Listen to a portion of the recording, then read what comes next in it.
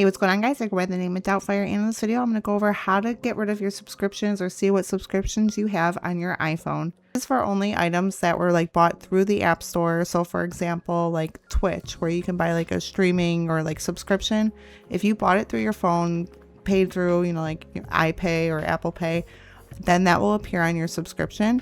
However, if you go to twitch.com through the website and you purchase it through there, this will not appear on your iPhone. The quickest way to go about it is going to your settings, but you can also search for subscriptions. So right here, we could just click on subscriptions right here. I just realized I do have some personal stuff on here, so I do have to scroll down a little bit, but this will show you everything that you have that is either expiring or the next renewal date, along with the price and whatever app it is. I'm actually interested in canceling this Miracast screen mirroring program, so I'm going to actually go ahead and click on that. So since it's on a trial, it's going to say just cancel free trial. If it was on a subscription, we can see that later. I'm just going to go ahead and click that and then click on cancel subscription, and it'll confirm that your subscription is expiring. If you want to straight out cancel your subscription, then you can go ahead and just cancel the subscription on an app that is active. If this video does help you out, please drop a like, consider subscribing if you're new. Peace.